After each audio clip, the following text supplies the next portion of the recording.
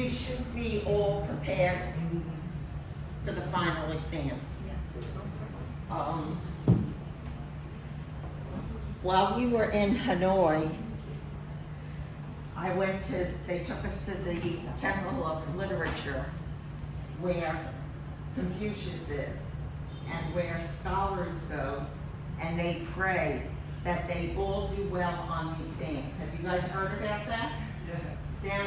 Up in Hanoi? So, while I was there, I prayed, I don't believe in that, but I said, please have all my students get 100 on the exam. So, I guess it worked, because a good number of the first class in Hanoi got 100, so now it's up to you guys. You didn't pray for Ho Chi Minh too? Oh, I did for both. Oh, yes. I did for both. So this way here, that both classes would do well. So my goal tonight is that we will cover the last 6 chapters of the class, the material, and anything that you have, any questions that you have or whatever, please make sure that you don't have to raise your hand, just let me know what your questions are, okay? I know there's a lot of material, and like I said yesterday, and my husband and I were talking last night, I know it's too late for you guys, but I really think they need to revamp this a little bit. Give you a little insight into financial accounting. Because normally in accounting, you'll take financial and then you take managerial or cost a little further down the road. So I am going to bring it up, that if you know anybody down the road that maybe is going to want to go to Columbia Southern for their master's here in Vietnam, hopefully we can maybe change it a little bit so that there's, I don't know, a little more, that you have a little better understanding. And like I said, you're here you're here in a master's program, but you still should have a little understanding of financial. So, but we'll get done with this. How do we use cost information for management decision making? Does anyone have any idea how we use that? Is it important to understand cost for managerial decision making?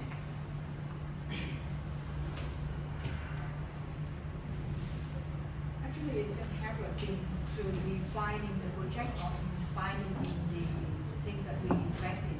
Right. Yeah. So the cost information is quite important for that kind of decision. It's very important. Yeah. The cost information, how could a manager make an intelligent decision if they don't have some data to rely on? And as I mentioned yesterday, financial is based on historical information, whereas managerial is based on information going forward. You're looking at budgets, new projects, things of that sort. So if you don't have some good cost information, it's going to be a little hard to actually plan a good project. I know today we took a tour. We took one of those Jeep tours, and they took us over the bridge. And we went into that whole new area that we found it amazing with the apartments. But what do you think the city of Saigon, Ho Chi Minh, what do you think they had to do in order to think about whether or not that would be a viable thing. All right? They had to do projections. They probably met with people and did some type of feasibility study. When we talk to people, we know apartments in the city center per se are astronomically expensive. But if they did a feasibility study, maybe across the river there, they could build these apartments for a little less, make them more affordable. You know, I know that's what, like coming from the States, the closer you live to the city center, the more you pay. So people move to the suburbs, and that's kind of like what they're doing here. But again, you've got to have costing information to make those decisions. The companies that are going to be building over there, they had to do a study to see, well, if we can, you know, build it for X number of dollars, which means the rents are going to have to be Y. Are the people going to be able to afford it? So those are all different things. Now, did I? Once. I did that. Okay. Incremental analysis. What do we use it for? Decision making. So with incremental analysis, all decisions involve a choice among alternative courses of action. Just like you guys sitting in this classroom, you guys had a choice. You could be home with your families, or you could be maybe working a second job to help you get ahead, but you made a choice. The choice was to give up the other things you could be doing to continue your education. All right? So, in a way, it's an alternative course of action. You know I say to students a lot of times when they tell me, oh, it's so much work, why do you give it? You know, nobody forced you to sign up for the course. This was a conscious decision you made. When you make those decisions, you have to abide by it. So, the solution to business problems involves incremental analysis. And it's the analysis of the incremental revenue and incremental costs incurred when one alternative is chosen over another. And that's what you guys did. So, I think you're gonna have to figure out incremental revenue. I think that's what, you may get it again, okay? You may not. Like I said, I had to do 45 questions for each exam. You only get 20. And not everybody is gonna get the same 20.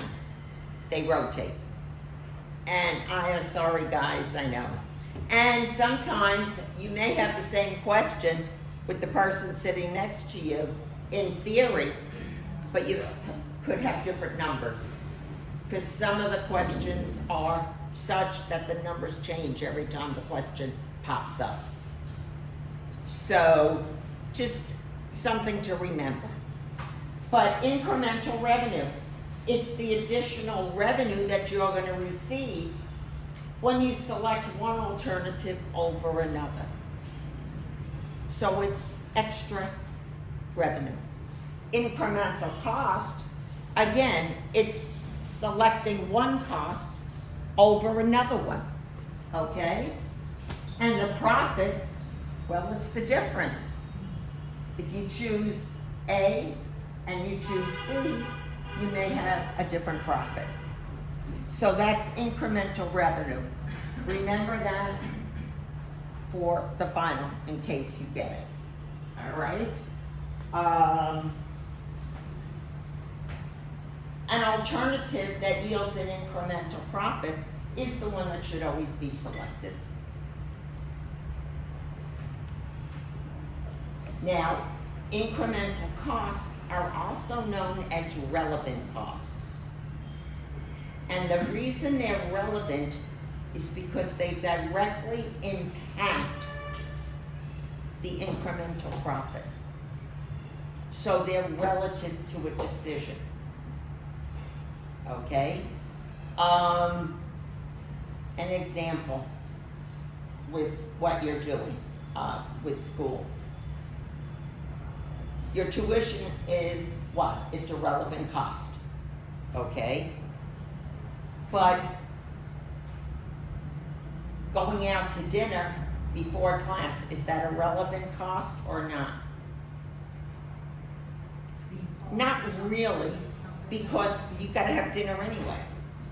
So you have to look at what's relevant and what's not, okay?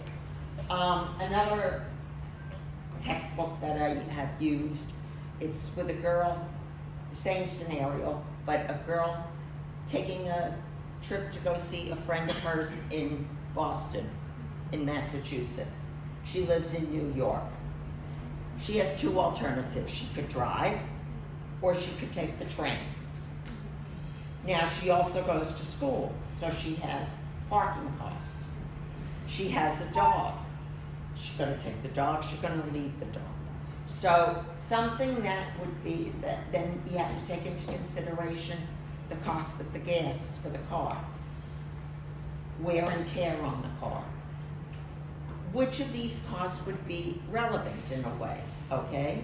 Well, the first decision is, she's gonna take the train or she's gonna take the car. If she takes the car, the relative costs are gas, wear and tear, okay? Is parking that she pays for school a relevant cost? No, because she's not going to school. She's going to Boston to see a friend. So you basically have to eliminate, analyze the costs and eliminate the ones that do not pertain to the basic subject that you have there, okay? Not every cost is going to be relevant to help you with your decision. They're also called differential costs because they're costs that differ between decision alternatives. So an example, Jensen's Rapid Coffee is considering extending its hours. Alternative one is to keep it the way it is, the status quo. Alternative two involved the company extending their hours from 8 p.m. to midnight. So just before we even turn to the next slide, if they're going to extend their hours, what's something that they're going to have to consider? Right now, say they close at 8 o'clock in the evening. But if they're going to extend their hours, what's something that you definitely have to consider?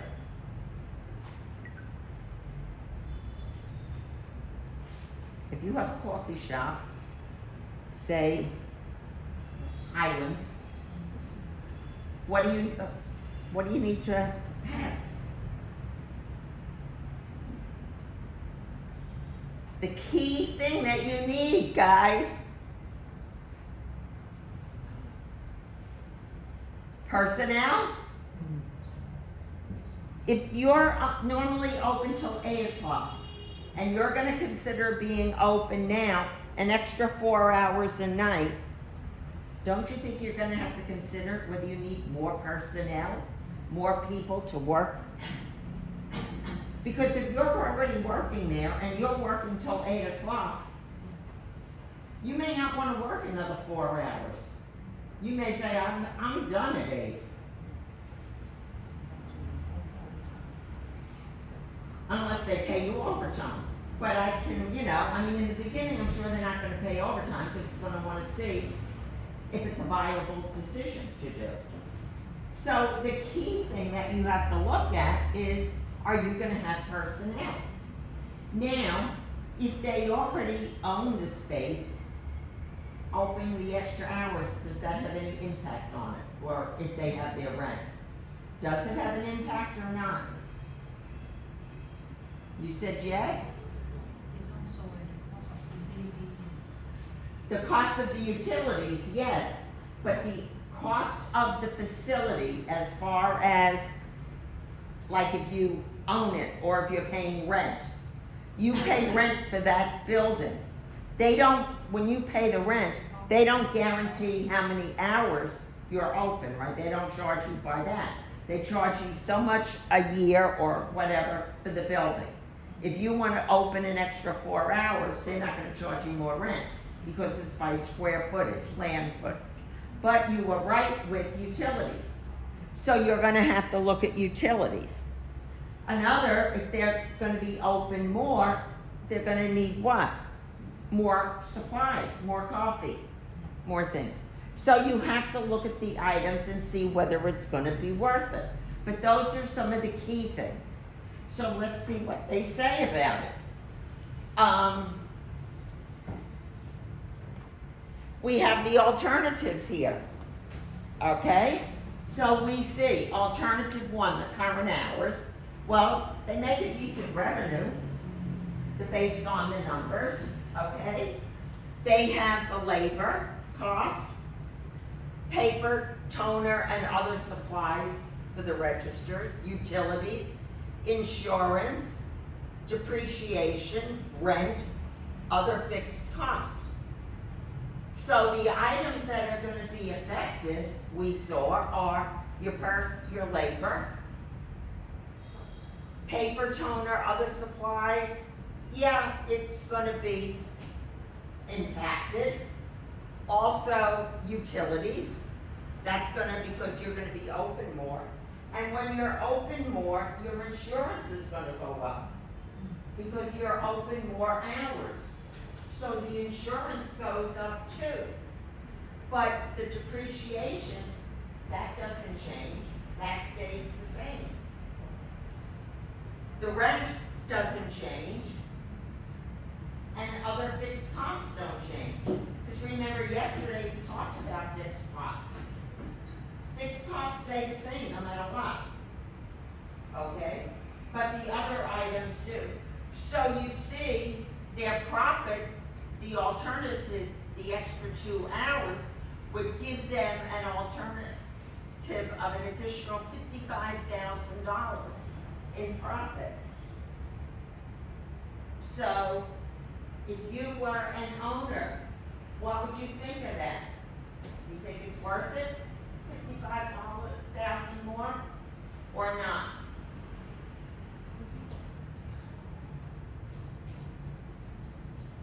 What do you think they should do? I think maybe they should. We should go with the extra profit. It's an extra profit, right? It's an extra profit. I mean, when you look at what's going up a little bit, you know, yeah, labor's costing a little more, paper and toner, but the additional profit, I think I would do it. At least try it, see how it works out. So it can be extended to more than 2 alternatives also. You calculate the profit for each alternative. That's what you need to do. All right, you don't just do one. Make a couple of scenarios, see what it's going to be. Then the alternative with the highest profit is the one that you go with, okay? And the profit of any other alternative is the incremental profit. Then another question, what does this product cost? Then it's, what do you want to know? Well, no single cost number is relevant for all decisions. You must find the incremental information that's applicable to the decision that you are making. Some costs will change due to the decision, some are not. Only costs that change are relevant.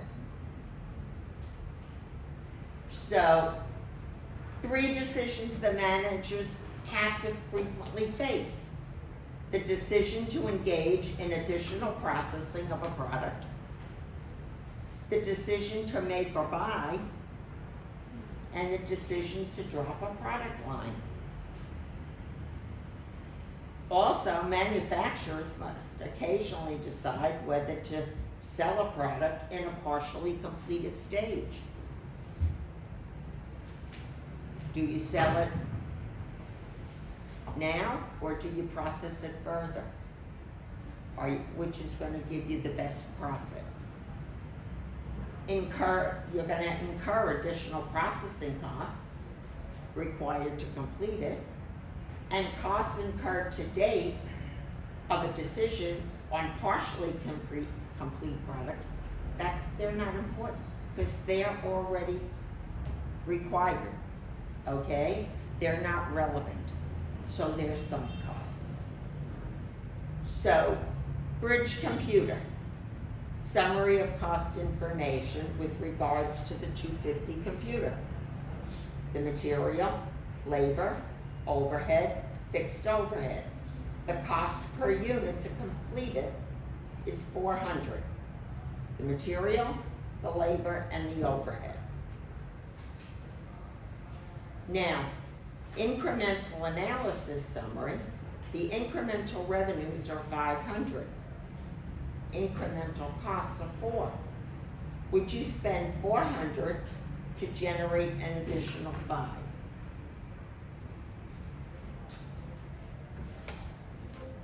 Yeah, because you're still ahead by $100. Okay? So if you look at it, sell partially complete, prior product, gain or the loss per unit, sell fully complete, and the incremental difference. It's $100. So, yeah. We had part three of your Unit 8 project. Special order. You were given the $3.75 was the original cost of the original price.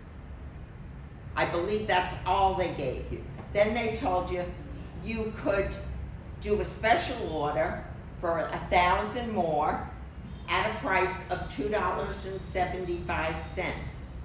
You would have one charge of $500 for the special order and another charge of $100 for the special order. What would be the benefit of doing that? How much would be the benefit? What's the benefit on that? Okay, so it's $2.75, correct? At 1,000 units is equal to $2,750. You have more, I think it may be, I don't remember what the charge is, but less 500, what was it? 600. And then another 100. Yeah. So the net increase, 2,150, correct?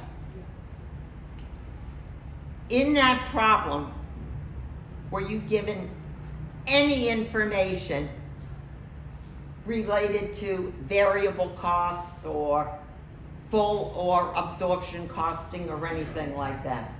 Were you provided any information with that? No. You were given the original selling price of $3.75.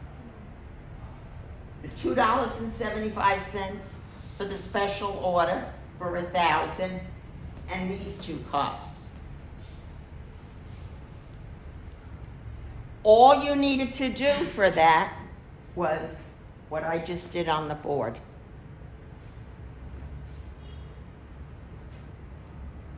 You weren't given anything else. So, you look confused. Was there anything else listed in that problem? Professor, in the spreadsheet, the third row is the total variable manufacturing cost. You put a third row in the spreadsheet. Students have put in an extra row for variable cost. That's the same row. That's the same row that you provide us. But you weren't given information for variable costs, were you? Yes, because we thought that we have to give the information about the variable cost. But were you given any data related to that, is what I'm asking. The previous spreadsheet in the sheet. Which previous spreadsheet? Because this was just in Unit 8. The sheet to full costing and variable costing. Full variable. Were you given a variable cost? Yeah. Because you gave us $2 variable cost. I gave, it was 506 and 100. No, it's another row. Thank you. Because wasn't in the one I had. Does anybody have it up? The final project? Does anybody have it available? Okay. We're gonna get to it in a minute.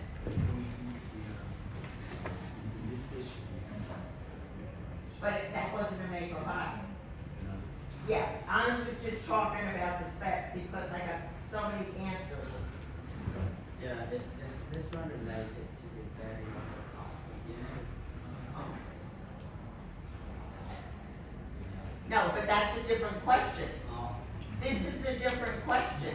but That's full and variable. I'm talking about that one. Special order.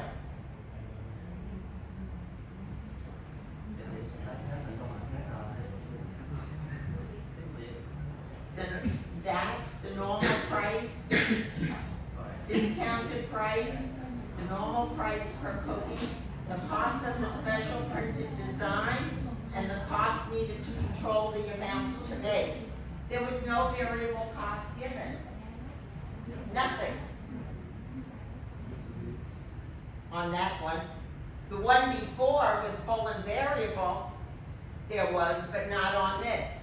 So all you had to do on this was what I did up there. The reason I just brought that up is if any question comes up on the final, don't overthink it. Okay? Do not overthink it. Just use what is provided. You can't take from that one from the second question and use it with the third, because they're all independent situations. They did not carry through. Okay? If you're looking at things like when you're in business, only work with what is given. Okay? I mean, I got some crazy calculations on that. I mean, crazy. And it was like, oh my God, I couldn't even think about doing some of that stuff, you know? And that's all that was needed right there. So, all right. Make or buy. Did you guys go over make or buy in detail at all? No? Probably not. Okay. What is the difference, make or buy? Companies, what they can do is they could possibly do the entire production in their own, Or they may be able to make one part of the product elsewhere or outsource it. Now, outsourcing has, of course, become very popular in the last, I don't know how many years, but very, very popular. Because I know especially in the United States, to make products in the United States, it costs a fortune. So a lot of people outsource. And they don't only outsource manufacturing, they outsource customer service, which can be a major problem. And it almost cost Dell Computer a good percentage of their business years ago because they outsourced all of their customer service to India for a number of years. And you would call and had no idea what you were talking about, the person. And people were getting frustrated and they weren't buying them anymore. They in turn brought their customer service back in, okay? But that's just one area, make or buy. So what it is, in some instances, companies may purchase one or more of the components, okay, from another company, or they may manufacture it themselves. But before you make the decision to outsource, okay, you need to analyze which way is better. All right? So here we have general refrigeration. They have here the variable costs, the direct materials, the direct labor, variable overhead, then they have their fixed costs, whoops, sorry about that, and their cost per unit is $3.45. Now they were also given some additional information. They could purchase the product from outside for $390,000. Okay. So what's the decision they're gonna make? The cost savings would include $390 in supervisory salaries and variable costs. The market value of production machinery is 0. So that means there's no market value to sell it if they outsource it. The key issue is to determine which of the above costs are incremental. Remember, we just talked about that. So if we look at this, none of this 15 million, okay, will be incurred if you purchase the part, correct? Because the variable costs will be gone. The fixed costs associated with depreciation are not going to have any impact because the machinery is worthless. So note that all fixed costs are irrelevant, some, but some are avoidable.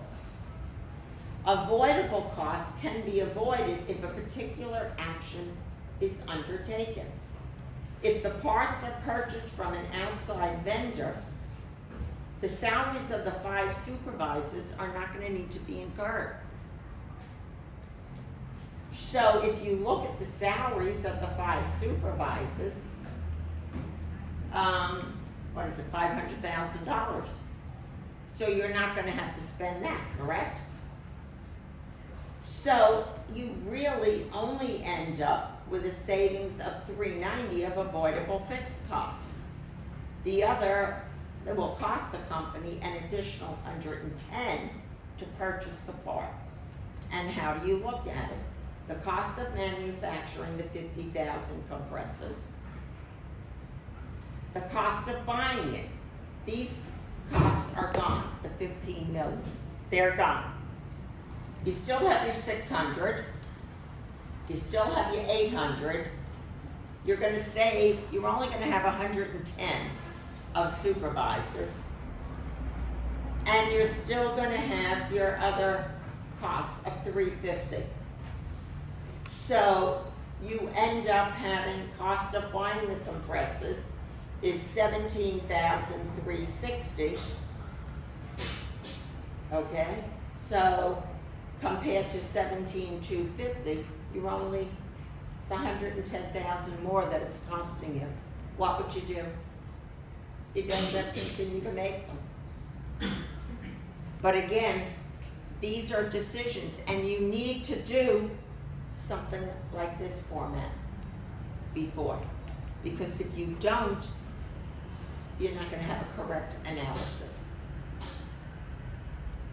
So the cost of buying the compressors is $15,500,000.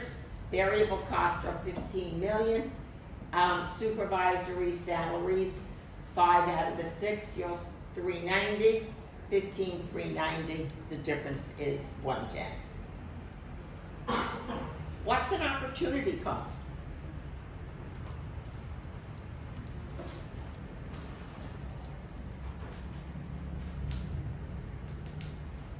As it says, it's the value of benefits foregone by selecting one decision alternative over another.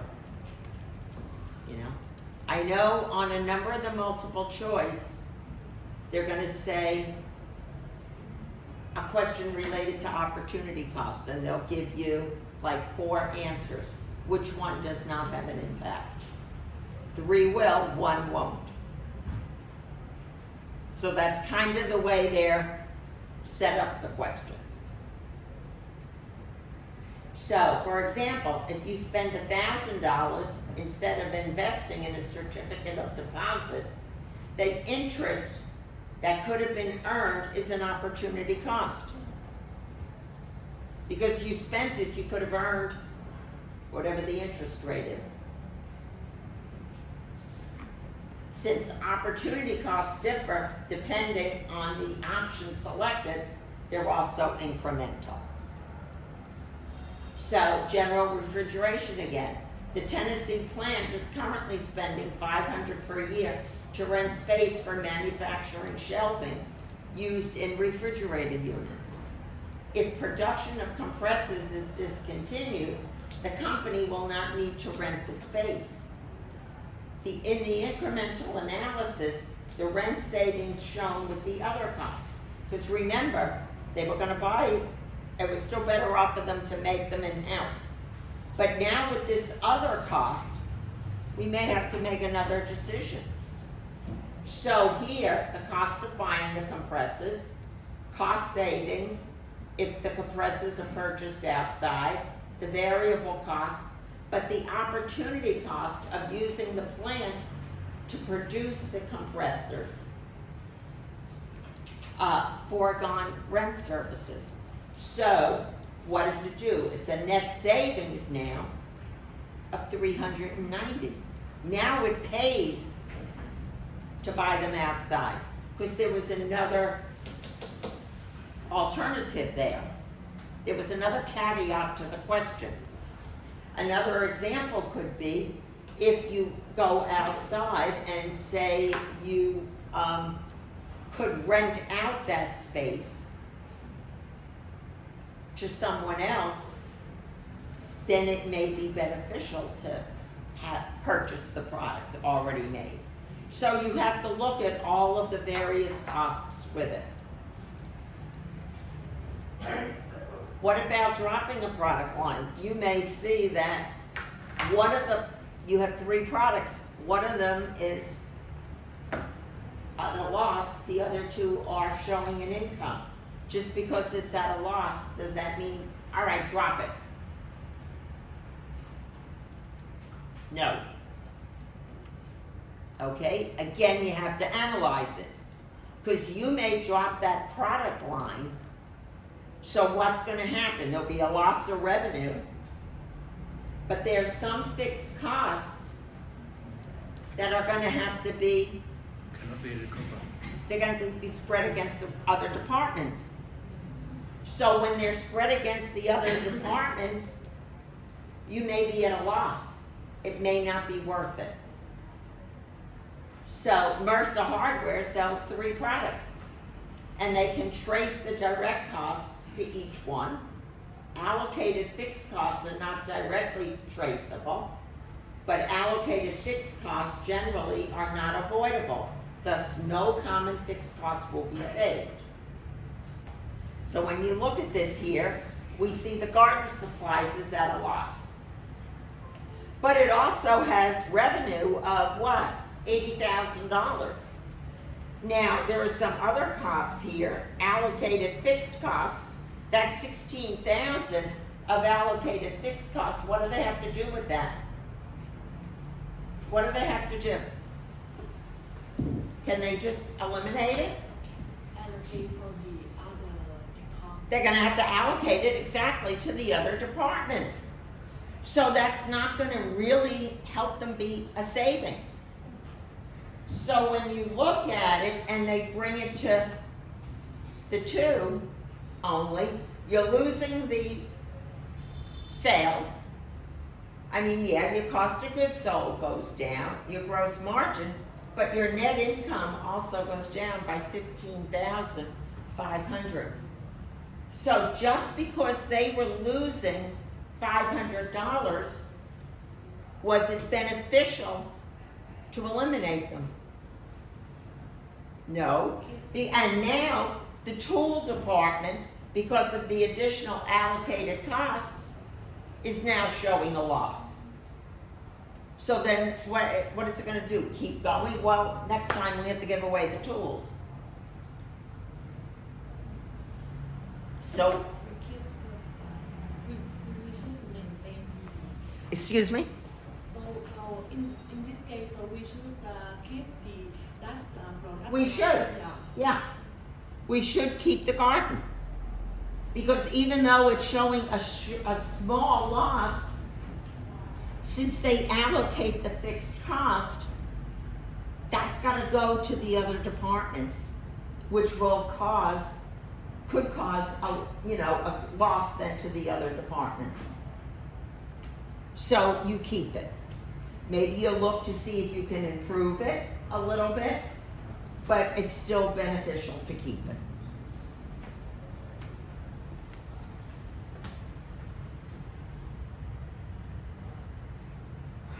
Okay.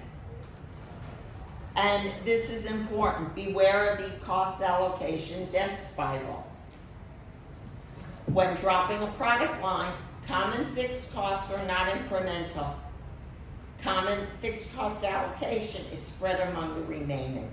So management needs to understand and remember this impact.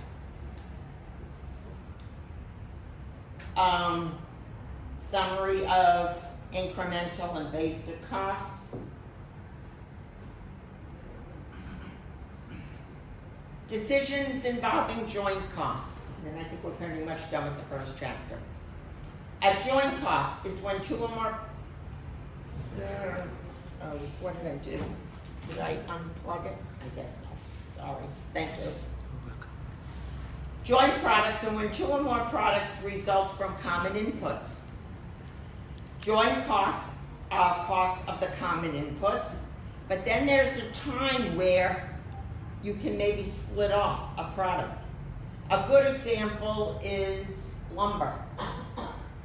You can make out of lumber, and it was funny, while we were driving around, I saw some trucks that had lumber on it from like trees that they cut down. So you can have it, you manufacture it, you can get maybe fine, really good wood, grade A, grade B. Then you could also go to at a joint point there and maybe make like mulch or sawdust. Okay? Then what you need to do is determine if it's worthwhile to do it. All right? So here's an example for joint products. They have the lumber. Here, they have to split it because that's the only way you're going to do anything with it. So the joint cost is the common input. Then grade B lumber, grade A lumber. Now, in this case, you could further process grade B for something treatable, or you could make sawdust or something. But at what point do you further process it? It's gotta be worthwhile to do. So what you do, it's the physical quantity of A divided by the physical quantity of A plus B times the joint costs.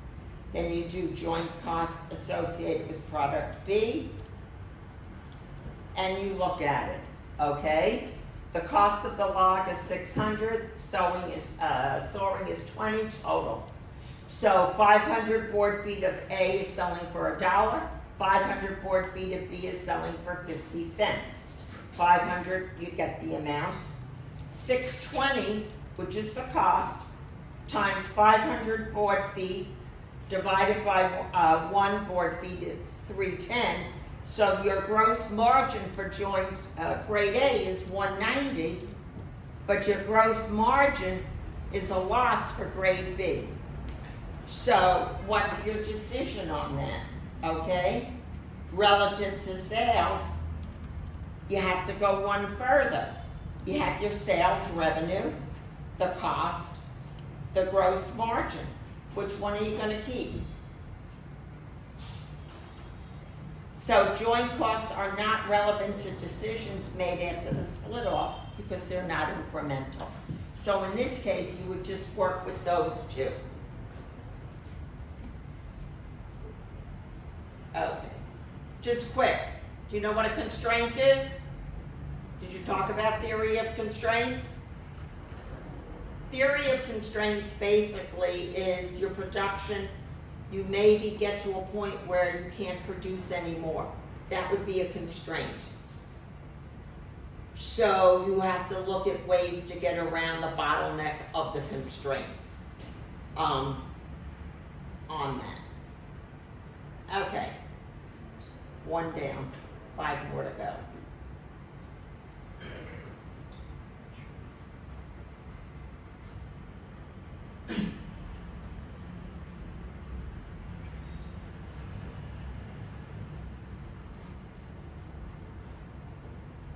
This is 8, and the next one deals with budgeting. All right, pricing decisions, customer profitability, analysis, and activity-based pricing. This is a short chapter, we'll finish this one, then guess what time it is? So pricing decisions are the most difficult that a manager faces, okay? The decisions that we looked at was profit maximizing pricing of special orders, marking up costs and target costing, and measuring customer profitability. Economic theory suggests that the quantity demanded is a function of the price that is charged. Generally, the higher the price, the lower the quantity. If managers can estimate the quantity demanded at various pricings, determining the optimal price is straightforward. So, how do you calculate the profit maximizing price? You need to subtract your variable costs from the price to obtain the contribution margin. We went over that. You multiply that by the quantity demanded. You subtract your fixed costs and estimate your profits. Select the price with the highest profit.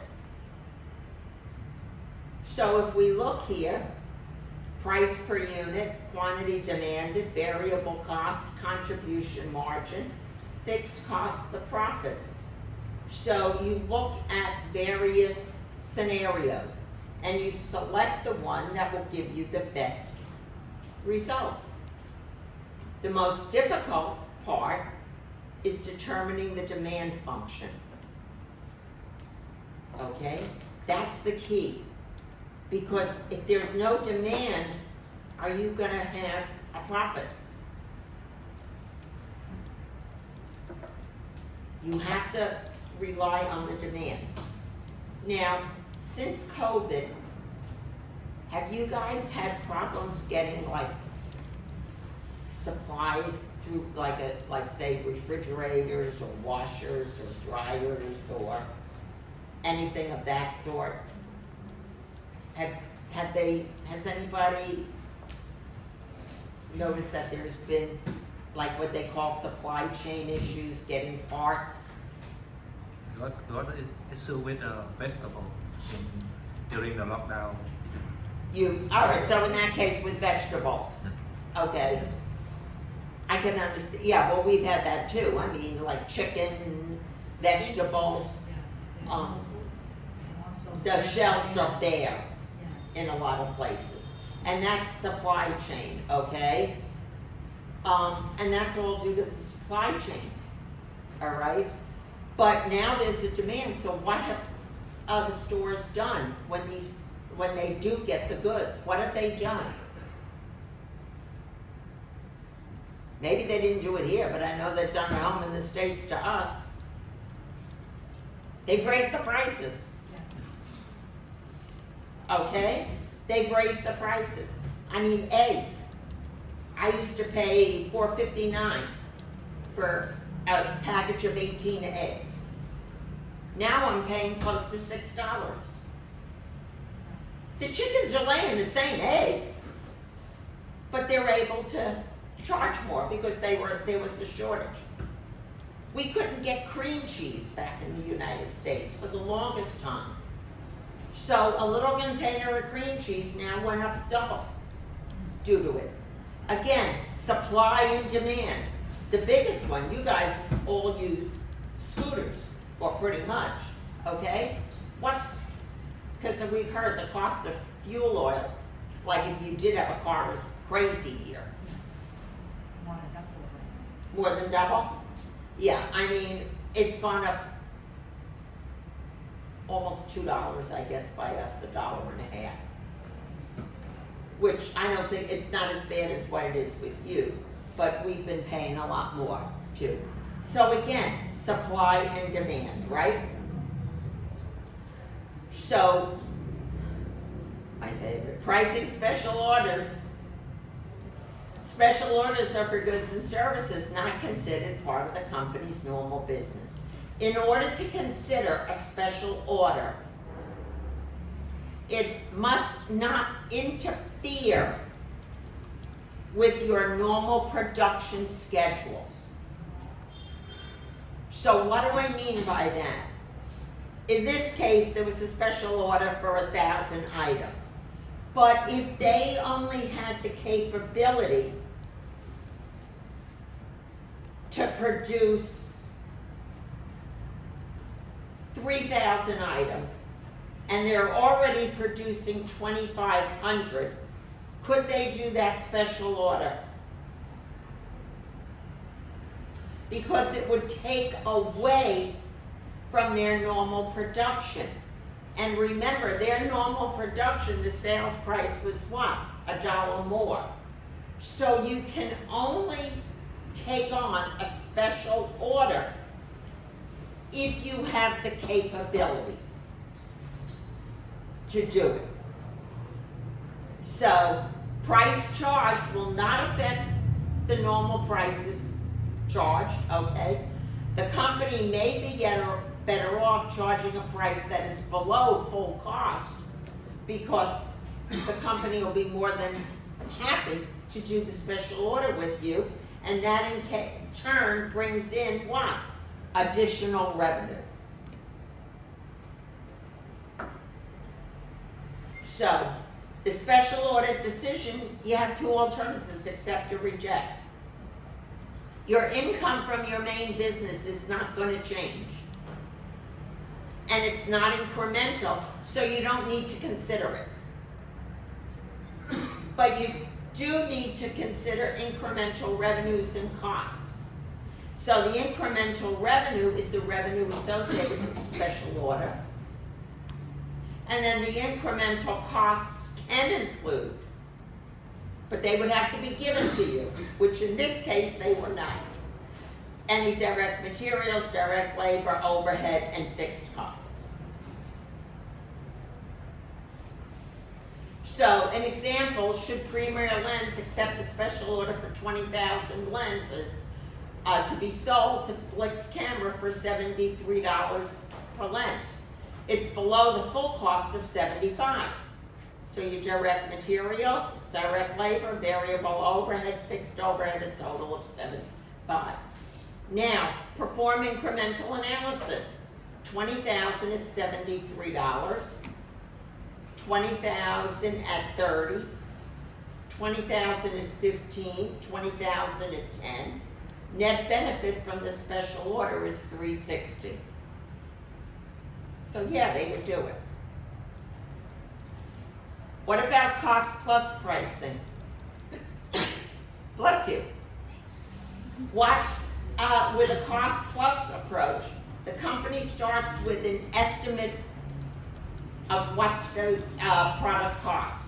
So you're typically excluding any selling or administration. You add a markup to arrive at a price that allows for a reasonable level of profit. This approach is simple to apply. The company's going to earn a reasonable profit, but it also has limitations. You have to determine the appropriate markup requires considerable judgment. Experimentation with different markups may be necessary, and inherently circular for manufacturing firms. Target costing. Once a product is designed, it is difficult to make changes that reduce cost. So 80% of a product's cost cannot be reduced once it's designed. The product features drive costs. And target costing, it's an integrated approach to determine features, price, cost, and design to ensure a profit. You begin with an analysis of competing products. The second step is to determine the desired level of profit, and then the engineering department, with input from cost accounting, develops a design that can be produced at a cost that will earn a profit. So you look, special features, determine the desired profit, design to meet the cost.